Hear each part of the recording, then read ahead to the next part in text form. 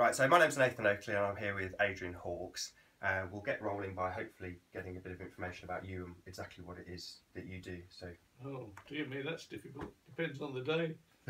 well, just give a person who's never experienced anything to do with Adrian Hawkes a brief overview of what it is to be Adrian Hawkes and what it is you do. Well, I'm married. I have 10 grandchildren, 2 great-grandchildren. I live in London. Now then, what do I do? That's quite difficult to answer because it's manyfold. I used to run 2 local churches in the North London area. Now I don't do that, but I'm still part of the community that did it. I now run several companies. We have what's called Phoenix Community Care, which is a care company that looks after UAMs, which I'm sure most people won't know what that is, but it's an unaccompanied minor, somebody in the country without parents or guardians, usually from a war situation, usually around 16 or 17, although we do have some what's called vulnerable 18-year-olds. We house them, look after them. I employ probably about 15 plus staff. So we employ social workers and people like that, and then we work with those. We also run what's known as an independent sector foster care agency, and at the moment I think we've got about, well, altogether between the unaccompanied minors and so on, we've got about 35 young people in placement at the moment. So basically with the foster care agency, we recruit the foster carers, train them, and then contract with local authorities. Okay. And in terms of your religious beliefs? Religious beliefs. Whenever anybody uses that word, I always usually say, well, I'm not religious, actually. You're not religious? I'm not religious. That's my usual stock answer to that question. Okay. I would say that Christianity isn't really a religion. People like to make it such, but actually it's about relationships. Okay. And communication. So I always dispute that phrase, really. Well, religion's a tough phrasing. Yeah, Shall we say, what's your connection with the church? Okay. That's a much better one. Partly, I mean, somebody asked me recently, I was on a tube flying back from, well, not on the tube, but I'd just come back from Hong Kong with a little Chinese girl, and she said to me, are you a Christian? I said, the trouble is with that phrase, it means many things to many people.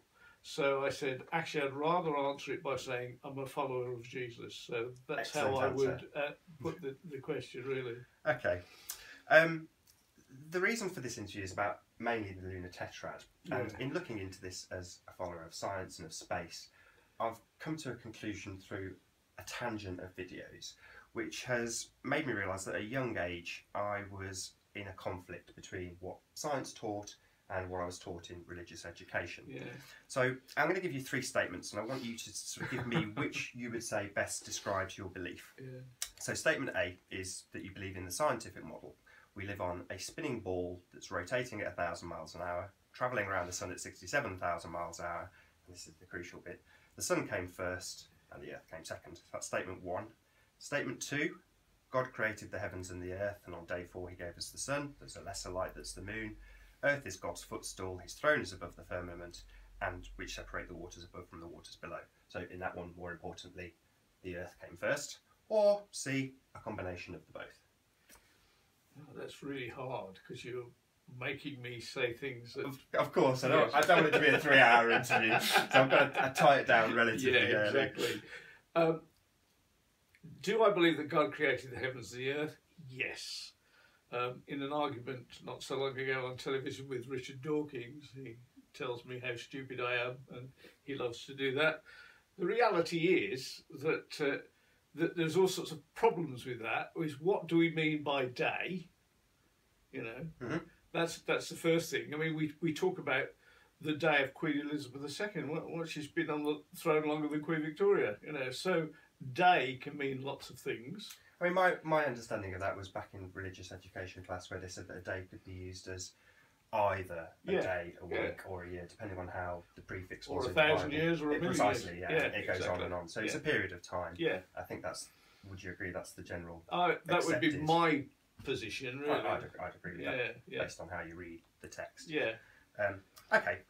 Well, now we've got that out of the way, we'll get down to the nitty-gritty of why I called you in the first place. Did you actually see the lunar eclipse on Monday? I actually, to tell you the honest truth, I got up at 3:15, looked out my window, could see the moon coming closer, and I thought, I'm very tired, I don't care, and went back to bed. Fair enough. That's honest answer.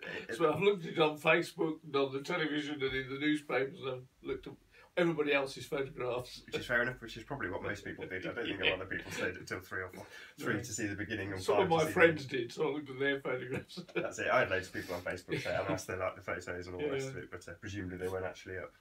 Okay, well, it was the 4th blood moon in a row, or so we're led to believe. Is there actually any reference in the Bible to this, as the media have suggested? There are references to it. It talks about the moon should be turned to blood at the day of the Lord and so on. Yeah. But actually, in regards to there being 4 blood moons, as the media call it, in a row, is there any actual reference to that? I couldn't find any reference to that. There obviously are references of blood moons, but... Well, there's references to blood moons, but nothing that I could see that was referencing the Lunar Tetrad and the Second Coming and all of this. No, I think the interesting thing is that it just talks about it in that general terms. That, when the day of the Lord comes, it will be, the moon will be turned to blood. But I looked at a lot of these things, and I hear lots of people talking about these kind of things. So if you look at the end of the world, or the end of life, the end of the return of Christ, if you like, there are all sorts of things. That there's the one about the moon. There's the one about wars. It talks about there'll be wars and rumours of wars. There's one about children and families. There's one about death of people. There's one about displacement, which is very up to date in terms of the news at the moment, because we're now suffering the worst displacement since World War II. And in fact, the displacement of people is greater than World War II at the moment. It's the greatest it's ever been. I mean, it's on the news all the time, and what's happening with Europe. But actually, we're only seeing a tiny proportion, because actually, worldwide, it's bigger than it's ever been. Okay. So now, all of those things, if you ask me, what does that mean? Well, it seems to me that what it means is that life just is going on.